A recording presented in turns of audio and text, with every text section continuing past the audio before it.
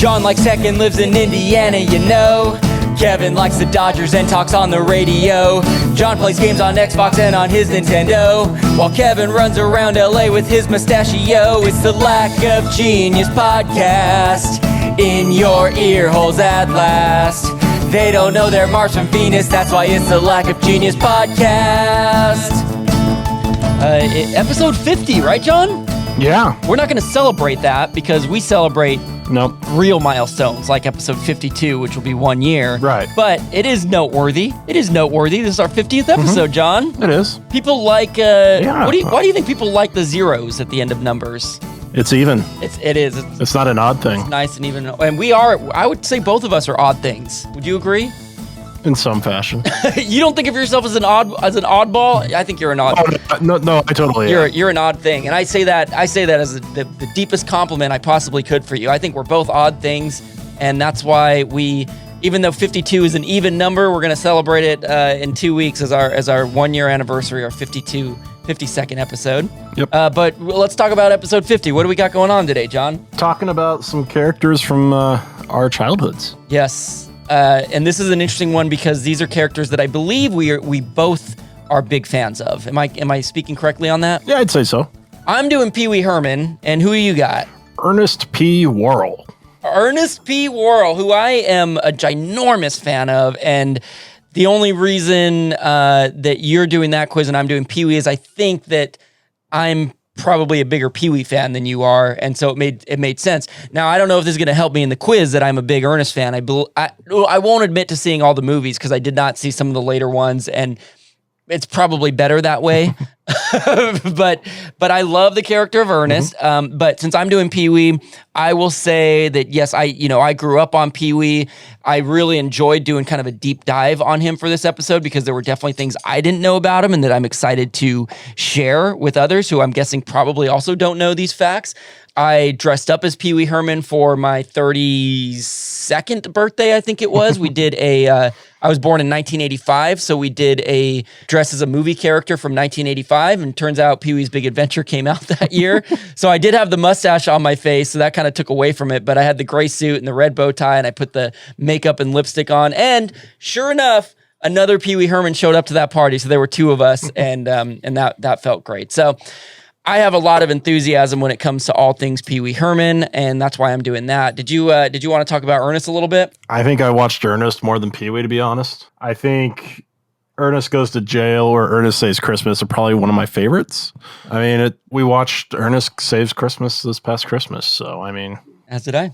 It turns out he saved Christmas again. He did. He did it. He never fails. He always comes through. Every year he's able to do it, so. Yeah, we are so thankful to Ernest for that. Yeah, I'm an Ernest goes to camp kind of guy, but I'm just, I'm laughing as you're talking about this because I'm just thinking about like Ernest Goes to Jail. If I recall correctly, he gets powers, he gets electricity power because I believe they put him on the electric chair. And it's been a long time since I've seen it, but like just so silly that Ernest is walking around shooting, and Ernest Scared Stupid, the Halloween movie, and he turns out, spoiler alert, he saves Halloween as well. So he's a multiple holiday saver. And I just think that Pee Wee and Ernest are both these sort of, they're both like man-childs, they're both adults who are stuck in 12-year-olds who are stuck in adult bodies, but they're just so weird and goofy. And I think that's why at the top of this show, I talked about we're odd things. So are Pee Wee and Ernest. And today we're celebrating all things odd, I would say. I mean, I wouldn't say Ernest is a 12-year-old stuck in an adult man's body. I think it's more of Ernest he means well. Yes. He doesn't wish ill will on anyone, and he just wants to help. I mean, he's not exactly the most graceful, but yeah, in the end, he gets it done. I think you hit it on the head. Ernest has so much heart. He's just a good-hearted person, and I think that's why, much like you said, that's why I connect with him because you don't root against him. No. In fact, you root for him. And we should, because we wouldn't have Christmas if it weren't for him. So everybody should be rooting for Ernest, or else Christmas won't get saved. Exactly. Tidy up before we go any further with the show. Tidy up before we go. Fix our mistakes tonight. I wanna get it right.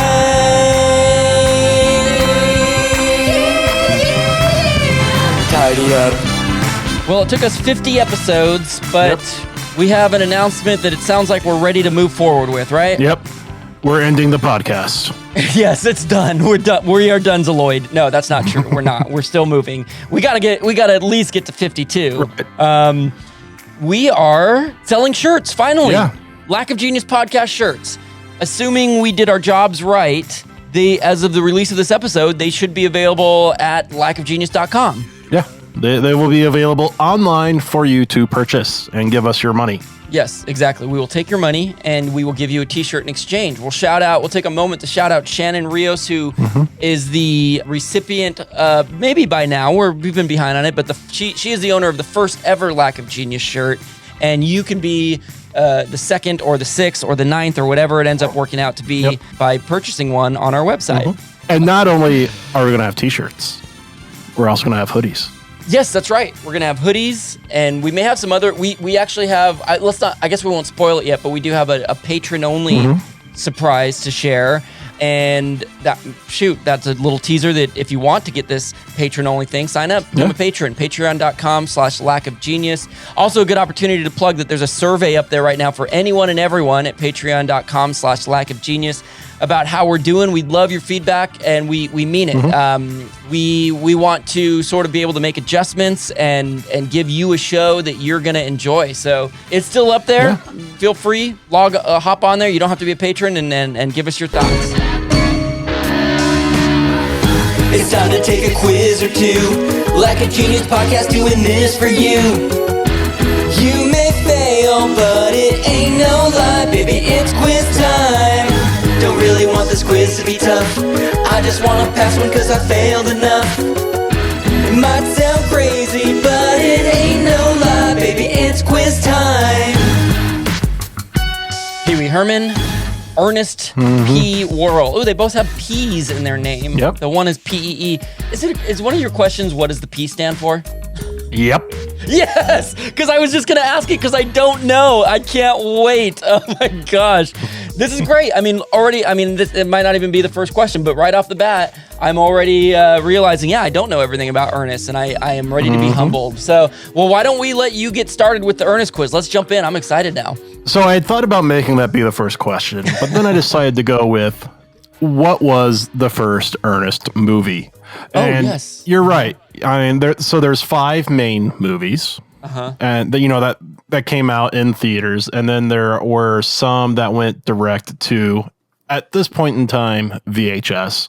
Yes. But straight to home viewing. There was 4 of those direct to video, 5 films.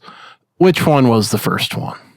Ernest Goes to Camp, Ernest Saves Christmas, Ernest Goes to Jail, Ernest Scared Stupid, or Ernest Rides Again? Yeah, this is interesting because I feel like for this podcast, when I did a question on Halloween about Ernest Scared Stupid, I did some, looking into Ernest. So it's somewhat like relatively recently. And I want to say I was surprised by this answer. The only one on this list, again, it's Ernest Goes to Camp, Ernest Saves Christmas, Ernest Goes to Jail, Ernest Scared Stupid, and Ernest Rides Again. Ernest Rides Again is the only one that I don't have much familiarity with. I can't picture it right now. And that's the wild card one that I'm like, was that the first one? But since it has the word again in it, logically that wouldn't make sense. I'm pretty sure... I hate when I'm confident, so I'm not confident, but I'm pretty sure, and I am going to choose Ernest Goes to Camp. I don't believe he saved Christmas before he went to camp. I'm worried. I don't know if I don't feel very confident about this, but that's what I'm choosing. Ernest Goes to Camp is my final answer.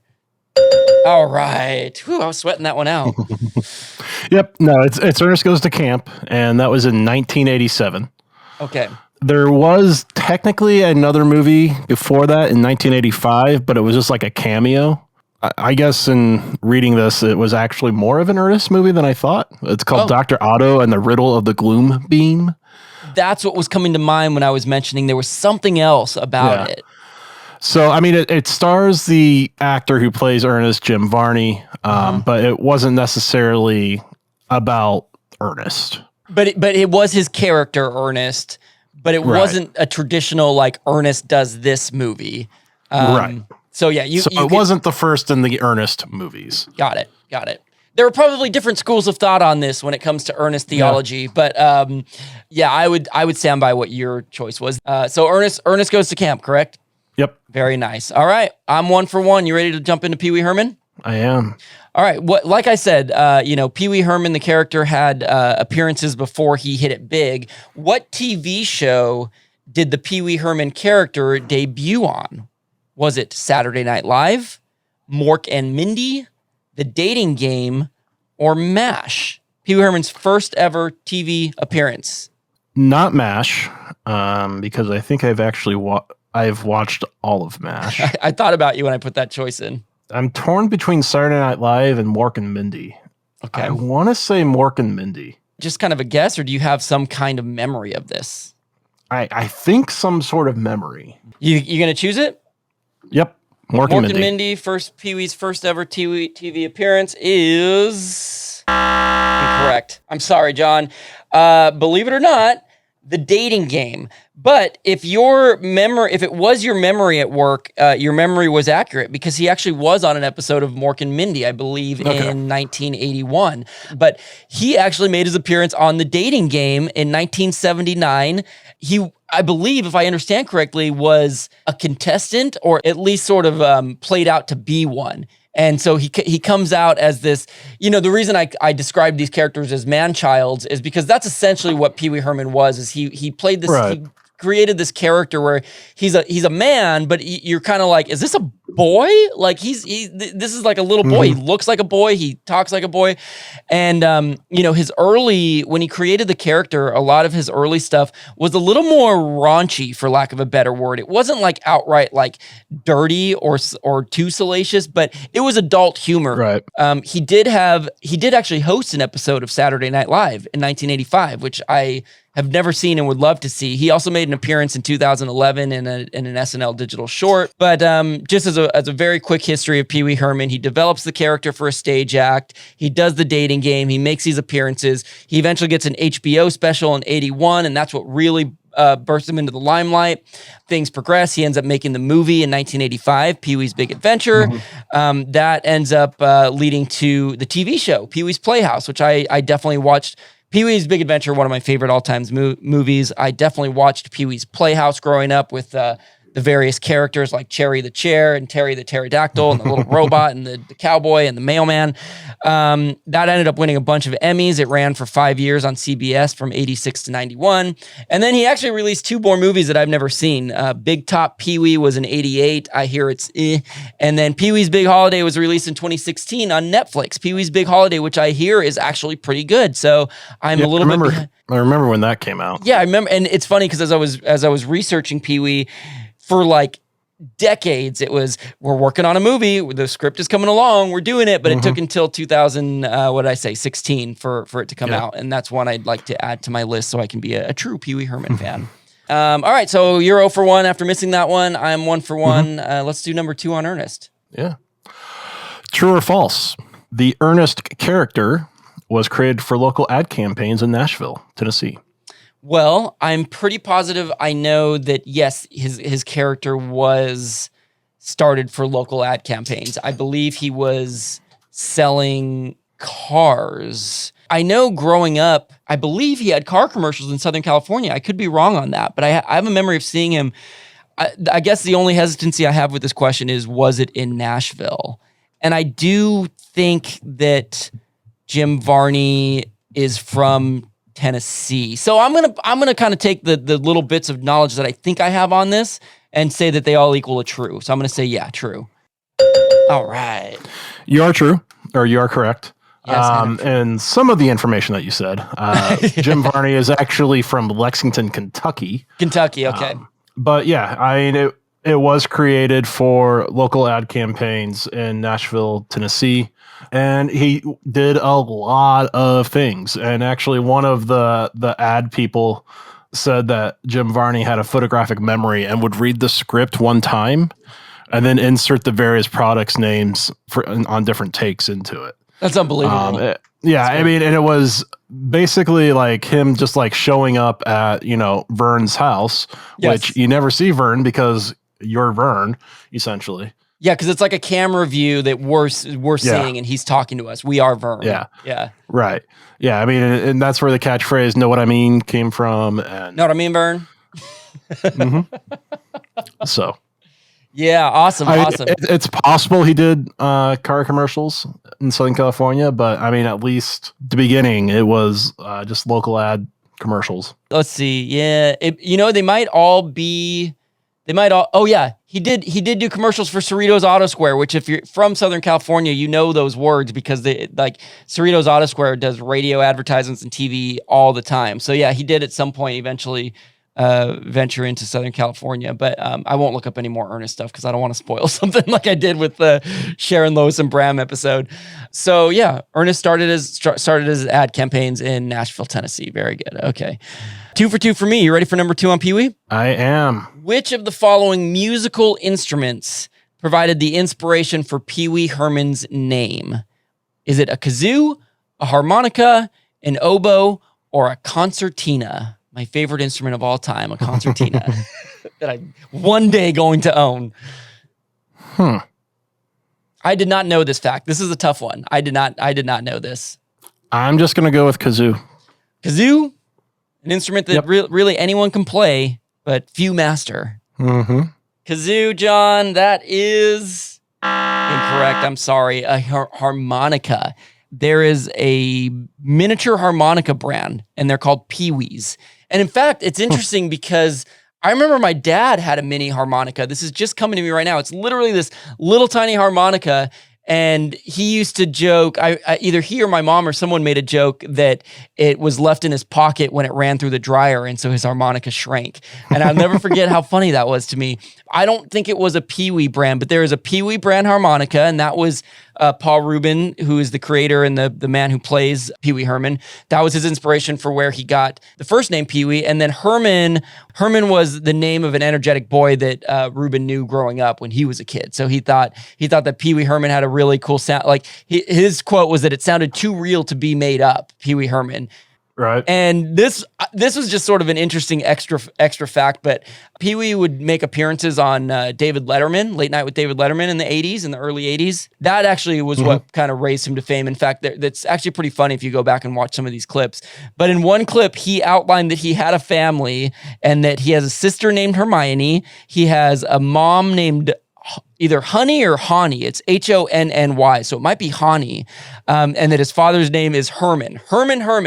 And that all his family's first names start with H except for him. So it was just, to me, it speaks to the genius of his character. Like I'm sure he just made this up on the spot, but there's always sort of a self-deprecating, like, I'm on the outside looking in and I've always been that way, that Pee-wee has. And I think for whatever reason, that makes him more rootable. So now you know a little bit about Pee-wee's family, but yeah, it's a harmonica brand, Pee-wee harmonicas. All right, 0 for 2, John. I'm 2 for 2. Yeah. We're trending in opposite directions. And the question that you're wanting to know. Yes, here we go. What does the P in Ernest P. Worrell stand for? Philip, philosopher, power tools, Philharmonic. These choices are beautiful, John, because only one of these is an actual like human being male name, Philip. The other one, philosopher, power tools, Philharmonic. I hope it's one of those. I will admit that I'll be mildly disappointed if it's Philip, but it could be. I'm not gonna choose Philip. I have no clue. See, I could see this much the same as kind of the Pee-wee Herman Letterman appearance. I could see this as something where Ernest, I don't know if Ernest ever did late night things, but like was on an interview or in a commercial, just threw out there that, or in some movie, just said, yes, that's right, Ernest Philharmonic Worrell. And I, like I could just see him. Power tools. See, all right, I wanted to choose Philharmonic. I think I'm going to choose power tools. And I think it's going to be in a movie. I don't remember this specifically, but like, let's just say, here's the picture, here's the image I'm painting. Ernest is claiming that he can repair something. He's like, yeah, just call me Ernest Power Tools Worrell. I cannot do an Ernest impression.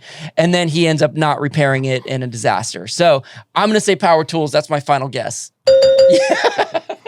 Was I right? Was my logic right? It is power tools. You know, what you just said actually sounds familiar. Yeah, doesn't it? Doesn't it sound familiar?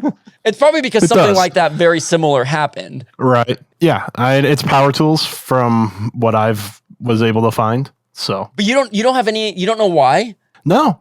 Like, if you go to the Wikipedia page for Ernest P. Worrell, you know, on the right, it has in-universe information, alias, Ernest Power Tools Worrell. His family is Paul Worrell, which is his father, Ma Worrell, which is mother, sister, Bunny J. Rogers, brother, Coy Worrell. Bunny J. Rogers and Hermione Herman should have a spin-off of sisters of these two characters. I mean, there's one ancestor that he has, Reverend Phineas Worrell. P.H. Phineas. Which, yeah, he was in Ernest Scared Stupid. Oh, he was played by Varney, I'm guessing. Yeah, yes, I know exactly who you're talking about. He, if I recall, like, either gets killed by the troll or sees the troll or gets turned to wood by the troll or something like that. Yeah. Yeah. Spoiler alert.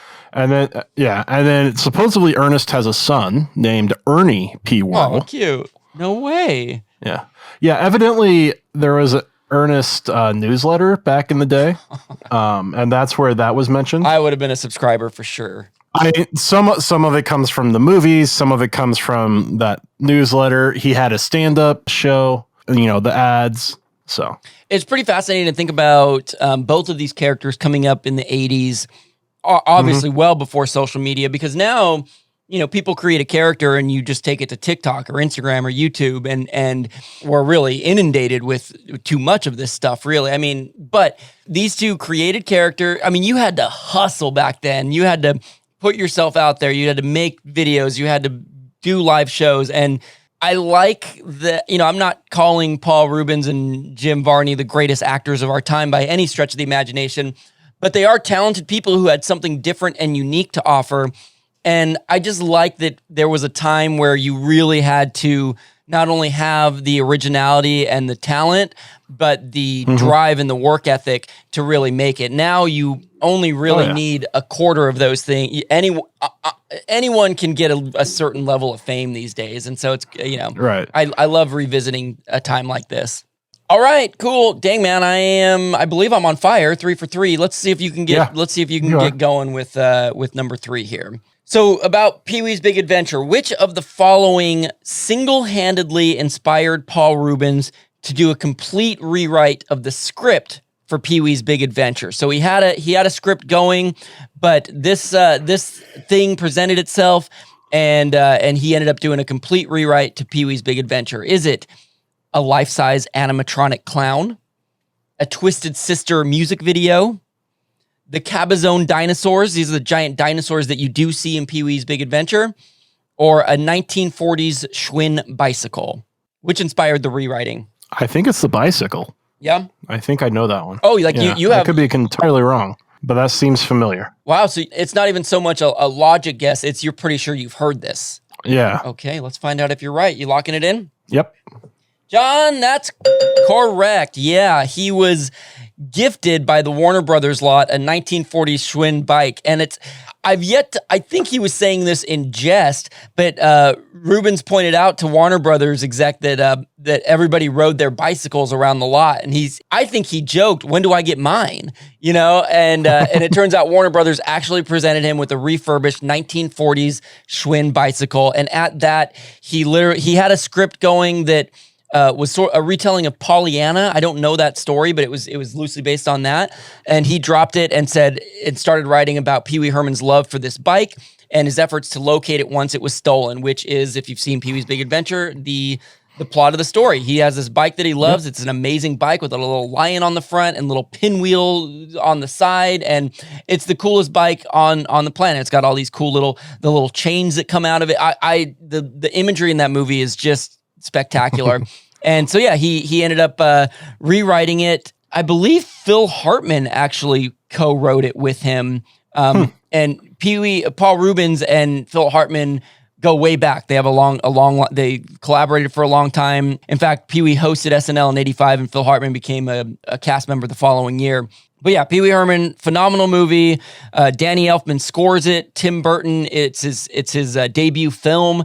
I mean, I can't say enough about it. I did not go back and watch it, but just doing the research, images of the film popped up, and I'm like, oh my gosh! And again, it's so strong in imagery, especially for the '80s. But I would argue it holds up now if you went back and rewatched it. Cool. All right, good job. You got one right, 1 for 3. So you're still alive. I got to miss these next two to give you a chance. Yep. All right, let's do it. So we established that the Ernest character was created for ads. Yes. The first ad was created to advertise what? Oh, interesting. Coca-Cola, Dallas Cowboy cheerleaders visiting a park, a furniture store, or Disney. Okay, very interesting. Again, I have some knowledge on this because I remember for the episode back in Halloween, I was surprised to see that he did a whole commercial campaign for Splash Mountain, which is my favorite ride at Disneyland. He was basically the celebrity who introduced Splash Mountain. I think the theory was that he was the first person to ride it. And there's this whole buildup that you can see all this on YouTube. There's this whole buildup to him getting on the ride and being scared. And it's so 80s and it's really not that good. But I know that exists, but I don't believe that, again, he was like a celebrity by that point. So I don't believe that is the answer. It could still be Disney, but I don't believe it was that. The cowboy cheerleaders visiting a park is so specific. I'm going to choose the Dallas Cowboys one because I feel like there's a story there. And so that's going to be my logic. I'm choosing it. All right. Yeah. So the first commercial was filmed in 1980. Wow. And it was advertising an appearance by the Dallas Cowboys cheerleaders at Beach Bend Park, which is an amusement park near Bowling Green, Kentucky. I love that. That is hilarious. Think about the 80s. Like Dallas cheerleaders was the thing, remember? Yeah, they were icons on their own aside from the team. Yeah. Yeah. This is back in the day when mall appearances and things like that were the big thing. You didn't have conventions really to go to see famous people like that. It was go to the mall. It was a big deal. And so he wasn't, and I love that he wasn't even well known, but it was like, we got to get this goofy character to promote that this is coming up. Yeah. I didn't realize how close in time Ernest and Pee Wee's careers mirrored each other's. Because again, 1979 was the first appearance of the dating game for Pee Wee Herman. 1980 was Ernest's first commercial. So they had very aligned careers for sure. Oh yeah, I mean, and Ernest Goes to Camp, that came out in 87. Yeah. The last of the movies that came out in theater was in 93. Which one was that? Do you know? Ernest Rides Again. And that's actually the one I haven't seen. Yeah, you mentioned that at the beginning. And also, I do want to try and find this Dr. Otto and the Riddle of the Gloom Bean. Yeah, that sounds like it's something we have to see as Ernest fans for sure. Yeah. All right, John. Oh my gosh, I'm 4 for 4. I'm loving this. I want to go perfect, but let's see if you can. Let's see how you do. I won the episode, but you got pride on the line. Number 4. I haven't done a visual aid question in a while, so if you want to see the choices for this question, you'll have to go to lackofgenius.com and go to the most recent quiz. Which of the following Pee-wee themed toys does Kevin actually own? The choices are a Pee-wee bobblehead, and I'll just quickly describe this as a bobblehead where Pee Wee Herman is doing the tequila dance. A Cherry action figure. This is Cherry, Chair, Cherry, the character from Pee Wee's Playhouse. It's a little tiny Cherry figurine. C is the Pee Wee bike Lego. It's a Lego, and it's Pee Wee Herman as a Lego and the bike as a Lego, and he can sit on it and ride it. Or D, Terry the pterodactyl wind-up toy. Terry the pterodactyl, of course, is sidekick from Pee Wee's Playhouse, and it's one of those little wind-up things where Terry walks along the ground. So again, Pee Wee bobblehead, Cherry action figure, Pee Wee bike Lego, or Terry the pterodactyl wind-up toy. Which one do I actually own? I feel like I may have had a Terry the pterodactyl wind-up Does it look familiar? Yeah. I hope you. But I might be wrong. I hope you did, and I hope it's somewhere in your house still and that you find it. But I feel like you have a Pee Wee bobblehead. You feel like I do, like that's just your best educated guess? Yeah. John, that your final answer? Yep. You are correct. There he is, John. in all his bobblehead glory. It's got Pee Wee Herman right here on it, and he has a permanent home in my bathroom. My bathroom is really cool, by the way. That's a side tangent, but it's got these two random cutouts in the middle of. It's one long cutout, probably about 3 feet long, with a little platform in the middle, and it's an enclave or whatever. It goes into the wall, so you can put stuff in it. You're probably supposed to put like lotion or like bathroom items in it, but I have Pee Wee Herman on the top, and if you recall by seeing on social media not too long ago, I have my Stay Puft Marshmallow Man that Coconut chewed the hand off of. He's in the bottom one. But yeah, Pee Wee permanently resides here. This was a gift from my cousin John, who works for Salvation Army, and then he gets all these crazy donations coming in, and they're able to get like first dibs on buying these items. So it was this really cool Pee Wee Herman. It came in this cool box that it had this riddle on it, kind of like you know those riddles where like you see like there's a picture of an eye and that means it's I, and then you put all the stuff together. Yeah, it's like one of those, but I've never been able to solve it, and I don't have the box anymore. I think I got rid of it, but. But there you go. Yep, I got this bobblehead is my life doing the tequila dance. By the way, that SNL digital short that I mentioned earlier with it's 2011 Andy Samberg and Pee Wee Herman. It is so funny. I would highly recommend watching it. They do the tequila dance, spoiler alert, but there's so much more funny stuff, so I don't mind spoiling that. I would highly recommend it. I just looked up the box for your bobblehead, and I was looking at the. Do you see it? Code. Yeah.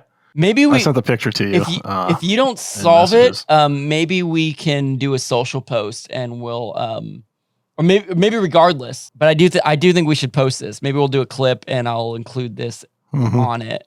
All right, we'll spend some time on it. Let me know. Well, let me know if you solve it, but don't give me the answer right away if you do solve it.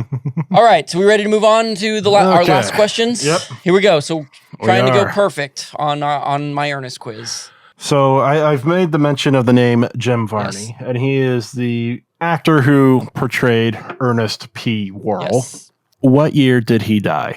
1998, 1999, 2000, or 2001? Yeah, I would have been able to say that it's somewhere in that region. Toy Story, because he did the voice of Slinky the dog, and that was like 95 or 96, so I can't really eliminate an answer. Yeah, I know that sadly I want to say that he died of lung cancer, if I recall. I know he was a longtime smoker. Did he die in Kentucky, by the way? Or Tennessee. Yeah, see, I was pretty sure I had Tennessee in my mind. I think that's why I thought he was from Tennessee, because I remembered that he died there. Okay. Oh man, I really want this 5 for 5, but I'm gonna more or less have to just take a guess. I'm gonna say that he died in 2001. I'm gonna choose 2001, and I'm locking it in. Oh,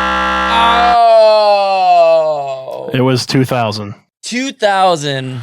But you are correct in that he did play Slinky Dog in Toy Story and Toy Story 2. However, Toy Story 3 and 4 came out after he died, and he actually had one of his close friends, Blake Clark, who played. You ever watch Boy Meets World? Yeah. Oh yes. Sean's dad. Sean's dad, who totally has that raspy voice that Slinky the dog has. So he voiced Slinky in Toy Story 3 and 4. I love that, and I love that they were friends. Yeah. That's so cool. He was also in the Disney movie Atlantis: The Lost Empire. Okay. But that came out after he died. I love Jim Varney. I love the character of Ernest. There's something that so connects to my childhood about him. He almost not his personality, but he sort of reminds me of my dad. Like, I guess he just makes me think of my dad, and for some reason there's just like warm memories there. But what a life, man! What a life! Lost way too soon, but what a talent that we got for a great many years. We're certainly lucky to have had Jim Varney and the character of Ernest P. Worrell, Ernest Power Tools Worrell in our life. That's for sure. Well, I didn't ace it. I went 4 for 5. You can come within one of me here and try to go 3 for 5 here. Which of the following stars on the Hollywood Walk of Fame actually exists? Is it 1 for Paul Reubens, 1 for Pee Wee Herman, 1 for Paul Reubens and 1 for Pee Wee Herman, or neither 1 for Paul Reubens nor Pee Wee Herman? So I've learned and been somewhat saddened by this fact that the Hollywood Walk of Fame is pretty much you pay money and you get a star. You pay to get on it, yeah. Now, some people will have like their fans will do a campaign to get them on. So it's like it's a little more earned that way. But yeah, it's not a committee who says we're going to give you one. You have to pay for it yourself. Which really, it takes away from the. That's sad. Yeah, I totally agree. I mean, the cement thing where they put their hands and stuff in it. That's a little bit more, I think, cooler, anyways. But I think so too. A little more permanent. I know Paul Rubens, had legal trouble. And so, and he kind of fell out of favor quite a bit. And, he's just now, over the last decade or so, really starting to be able to do stuff again. Yep. Which he does a really great job in the show Gotham. Oh, nice. I don't think I knew that. Yeah, he plays Penguin's dad. Cool. That's perfect. Yeah. So, and I don't think there's one for Paul Rubens, but I could see there being one for Pee-wee. So I'm going to do one for Pee-wee Herman. John, you're 3 for 5, man. What a comeback. You went over 2 and then finished strong with the last 3 correct. Yeah, there is a star on the Walk of Fame for Pee-wee Herman, but not one for Paul Rubens, and I think it's probably better that way. Paul Rubens is a fantastic entertainer, but that Pee-wee character is an icon. And like you said, Paul Rubens got into some legal trouble for performing an adult act, getting caught performing an adult act in an adult movie theater, and that was in, I believe, 91. It was actually right after his show Pee-wee's Playhouse was canceled. So a lot of people think it was canceled because of that. That actually happened right after, and he laid low for a while. He made like one appearance later that year, I think, at the MTV VMAs, and kind of made a light joke about it. But it wasn't until the late 90s that he sort of started reappearing in a few things here and there, and then much like you said, really in recent years, and I think the 2016 movie was an example of that, is when he really started kind of coming back around. And so he's got the one for Pee-wee Herman. Yeah, I love that fact. In fact, that's probably Hollywood is not my jam, but that is definitely a star that I would take a picture by if I was ever in the area. So there you go, John. 3 for 5. Maybe we need to start a campaign to get Jim Varney a star if he doesn't have one. Maybe we need to be that person. I don't know if he does or not. All right, John. Good episode, fun episode. Loved reliving our childhood. Yeah. Don't forget to check out our website. Look for shirts. Please don't hesitate to go and give us some feedback on patreon.com/lackofgenius. And always grateful to be here with you, John, and always grateful for our listeners. Likewise. Thanks for hanging out. We'll see you next week. Yeah. See ya. It's the Lack of Genius podcast in your ear holes at last. They don't know they're Mars from Venus. That's why it's the Lack of Genius podcast. Know what I mean, Vern?